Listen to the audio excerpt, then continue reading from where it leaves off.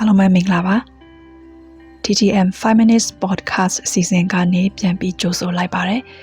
မိတ်ဆွေများအနေနဲ့အခုလက်ရှိကိုဝင်ငွေကနေဘလောက်ငွေစုမိနေကြပြီလဲ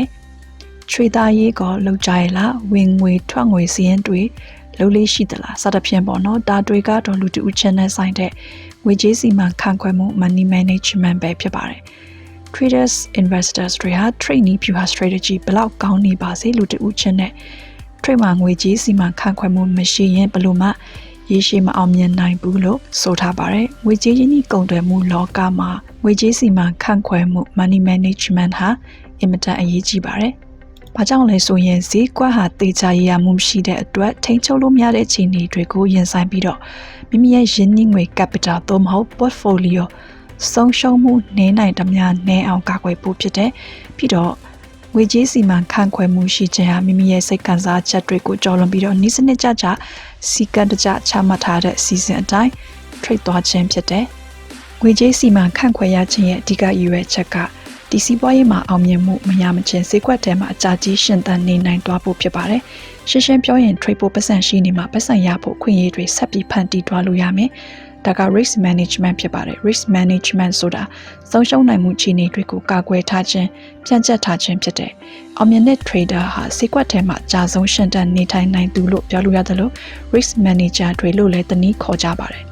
ခြေခံအကျဆုံး foundation ငွေကြေးစီမံခန့်ခွဲနည်းကတော့ကိုယ်ငွေကြေးခိုင်မာမှု lifestyle ကိုထိခိုက်စေနိုင်တဲ့ဆုံးရှုံးခံနိုင်တဲ့ငွေပူနဲ့မထိတ်ဖို့ဖြစ်ပါတယ်ငွေပူဆိုတာဆုံးရှုံးသွားရင်ကိုပူလောင်စေဒုက္ခရောက်စေတဲ့ပိုက်ဆံတွေဖြစ်ပါတယ်ကိုယ့်ရဲ့နောက်ဆုံးကြည်စံလို့ပြောလို့ရတဲ့ထီလို့မရတဲ့ပိုက်ဆံတမမဟုတ်ပစ္စည်းဥစ္စာတွေကိုထုခွဲရောင်းချတာတေချာစီမံခန့်ခွဲထားခြင်းရှိတဲ့ပိုက်ဆံသူများစီကချိန်ငါပြီးအကျွေးယူထားတဲ့ပိုက်ဆံတွေစသဖြင့်ပေါ့နော်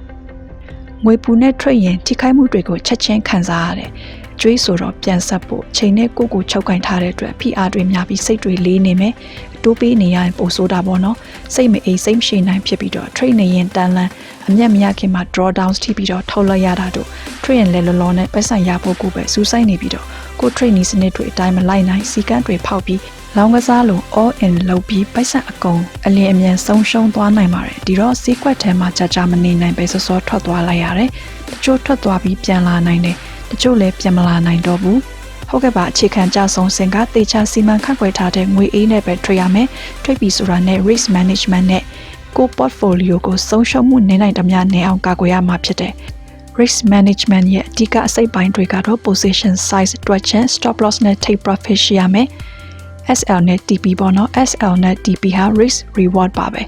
risk reward ratio ဟာတစ်ဆကျော်နဲ့အထက်ရှိရမယ် position size တွက်တာက forex မှာ loss size တွက်တာပဲဖြစ်တယ်တခါ trade ရင်ရင်းနှီးငွေသို့မဟုတ် account balance ရဲ့ဘယ်နေရာခိုင်နှုန်းနဲ့ trade မလဲဒါဟာကိုယ်ဆုံးရှုံးခံနိုင်တဲ့ risk ဖြစ်ပါတယ်လူတစ်ယောက်နဲ့တစ်ယောက် risk ယူတာမတူကြပါဘူးတချို့က100ခိုင်နှုန်းပဲယူကြတယ်တစ်ကနေ900ခိုင်နှုန်းထိလည်းယူလေးရှိကြပါတယ်ဒီ risk ကိုမိမိရဲ့ account balance နဲ့မြောက်ပြီးတော့ stop loss point နဲ့ပြန်စားရင် loss side ထွက်ပါတယ် stop loss point ဆိုတာ SL pip နဲ့ pip value မြောက်ထားခြင်းဖြစ်တဲ့ဥပမာ Euro US dollar ငွေကြေးအတွက် account balance ကဒေါ်လာ100နဲ့ trade မယ် risk 300ခိုင်နှုန်းယူမယ် stop loss 50 pips 100နဲ့ 0.03 နဲ့မြောက်300မယ် stop loss point 50နဲ့စားရတဲ့ loss side က 0.06 ဖြစ်ပါတယ်SL point 50ပဲလို့ရတယ်လဲဆိုရင်တော့50 pips ကို pip value $1နဲ့မြောက်ထားတာဖြစ်ပါတယ် Euro US dollar မှာ mini lot အတွက် pip value က$ဖြစ်တယ်ဒီ video description ထဲမှာ position size ဥပမာတွက်ဖို့ link ပေးထားပါတယ်တကယ် trade တဲ့အခါ loss size အတိအကျကိုတွက်ဖို့ကို broker ရဲ့ forex calculator အသုံးပြုပြီးတော့အလွယ်တကူတွက်ချက်နိုင်ပါတယ် broker သတ်မှတ်ချက်ပေါ်မူတည်ပြီးတော့ကိုယ့်ရဲ့ trade account ပုံစံကဘယ်လိုလဲ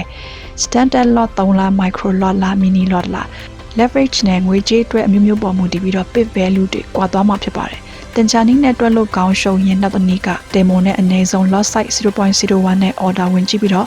SL နဲ့ TP ကို trade platform မှာချိန်ကြည့်လို့ရပါတယ်။ MT5